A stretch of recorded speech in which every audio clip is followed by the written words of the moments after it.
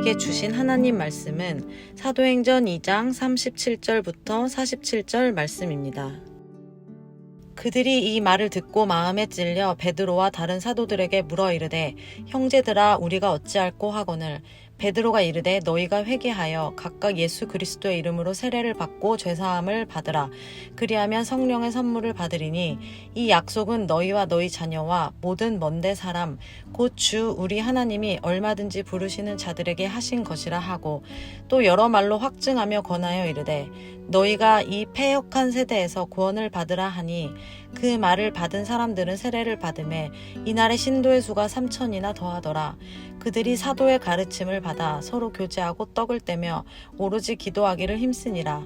사람마다 두려워하는데 사도들로 말미암아 기사와 표적이 많이 나타나니 믿는 사람이 다 함께 있어 모든 물건을 서로 통용하고 또 재산과 소유를 팔아 각 사람의 필요를 따라 나눠주며 날마다 마음을 같이하여 성전에 모이기를 힘쓰고 집에서 떡을 떼며 기쁨과 순전한 마음으로 음식을 먹고 하나님을 찬미하며 또 온 백성에게 칭송을 받으니 주께서 구원받는 사람을 날마다 더하게 하시니라. 아멘. 믿음은 들음에서 나지요. 오늘 디아스포라 유대인들을 봐도 알 수 있습니다. 37절입니다. 그들이 이 말을 듣고 마음에 찔려. 이 말은 36절의 말씀입니다. 너희가 십자가에 못 박은 이 예수를 하나님이 주와 그리스도가 되게 하셨느니라. 유대인들은 베드로의 설교를 듣고 마음에 찔렸습니다.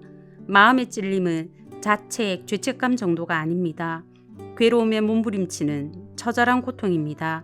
자신의 양손 가득 예수의 피가 묻은 것을 발견하고는 아연실색하는 찔림입니다. 그들은 자신들이 얼마나 엄청난 죄를 저질렀는지 베드로의 설교를 듣고 깨달았습니다. 대단한 반전입니다. 120명의 성도들이 각 나라 방언으로 말하는 것을 보고도 믿지 않았습니다. 당황하며 어쩔 줄 몰라 했던 사람들입니다. 세술에 취했다고 조롱하던 사람도 있었습니다.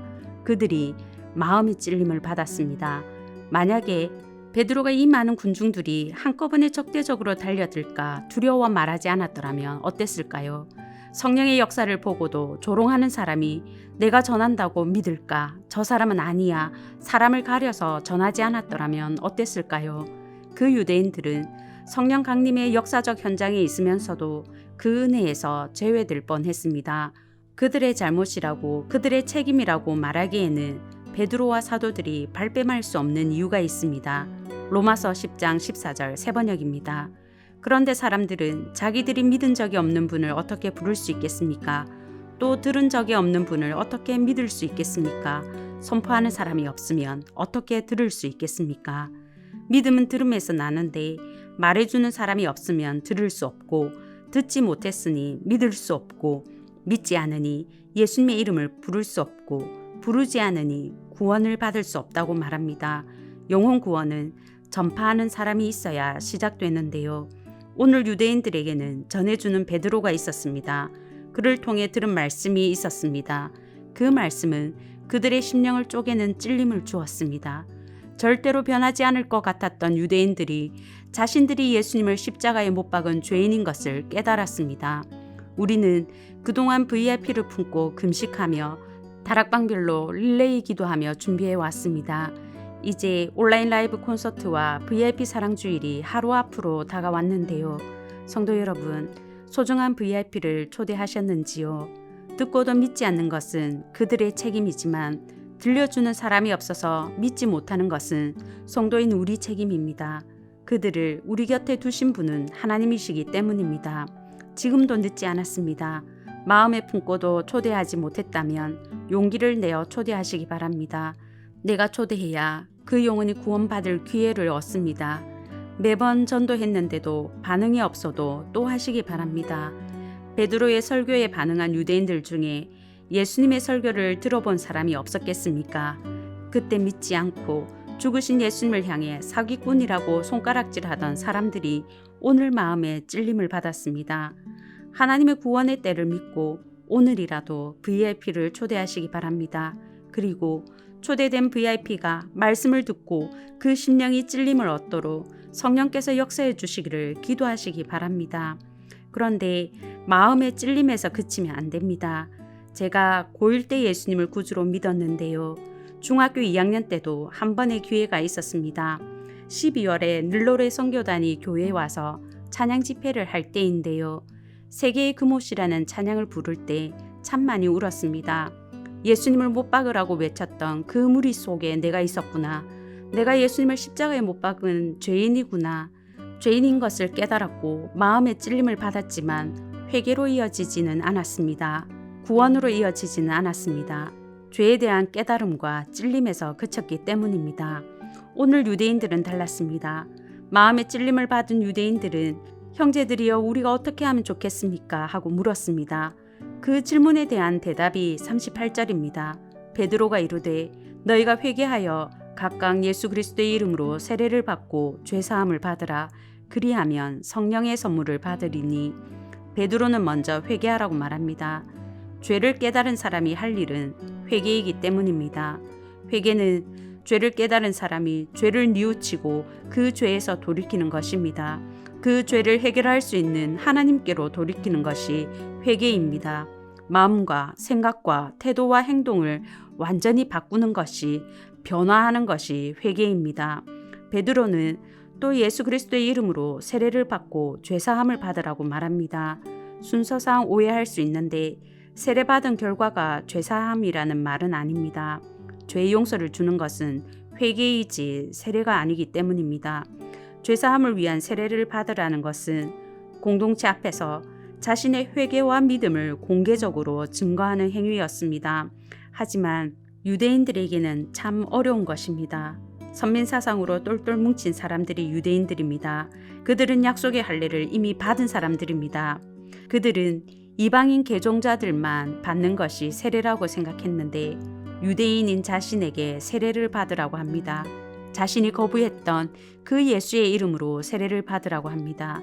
진정한 회개와 믿음이 없이는 유대인이 받기 힘든 것이 세례인데요. 41절은 말합니다. 그 말을 받은 사람들은 세례를 받음에 이 날에 신도의 수가 3천이나 더하더라. 그들은 세례를 받았습니다. 세례를 받음으로 자신의 회개와 믿음이 진실함을 모든 회중 앞에 드러냈습니다. 그러면 성령의 선물을 받으리라고 했는데요. 사실 성령이 마음속에 오시지 않고는 진정한 회개도 진정한 죄사함도 경험할 수 없습니다. 성령의 역사입니다. 그리고 진정한 회개를 하는 자에게 한없이 부어주시는 것 또한 성령입니다.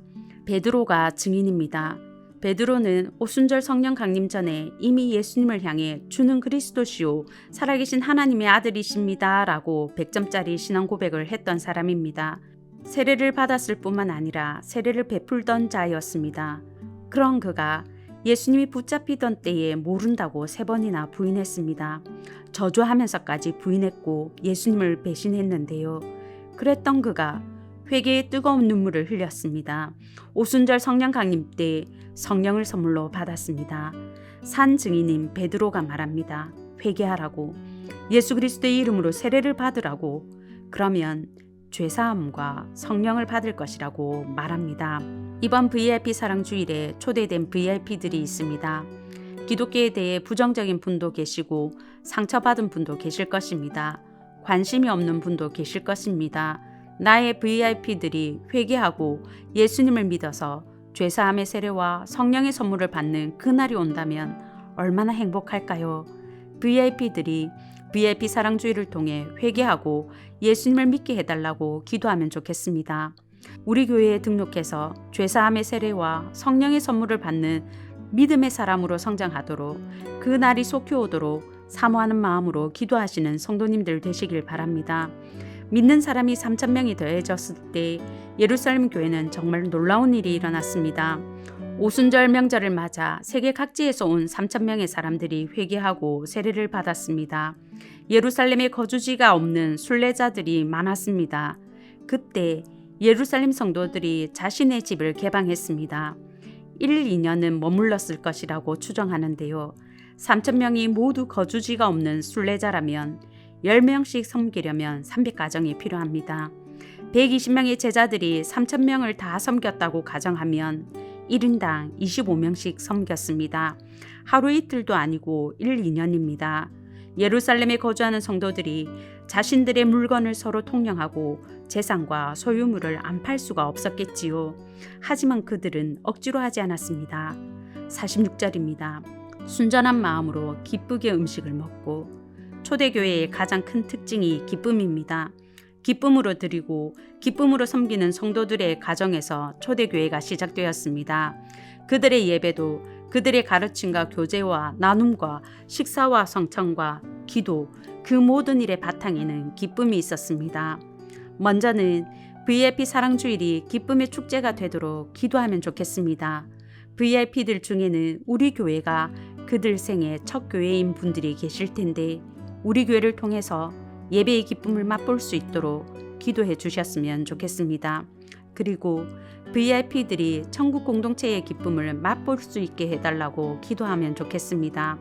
VIP 중에는 새가족으로 등록하시는 분들도 계실 것입니다. 한 집안에 새 생명이 태어나면 큰 기쁨이고 경사이지요. 새가족은 하나님이 우리 교회에게 주신 새 생명입니다. 온 성도님들이 새가족을 기쁨으로 자원하는 마음으로 섬겨서 VIP들이 우리 교회를 통해서 천국 공동체를 경험하도록 기도하시는 이 아침 되시길 바랍니다. 오늘 들은 말씀과 VIP 사랑주일 예배를 위해 함께 기도하겠습니다. 첫째, VIP들에게 말씀을 듣고 회개하도록 성령을 부어주시고 우리 교회를 통해 예배의 기쁨과 천국 공동체의 기쁨을 맛보게 하소서. 둘째, 성도들에게 포기하지 않는 아버지의 마음을 주시고 담대함과 지혜를 주셔서 끝까지 전하게 하소서.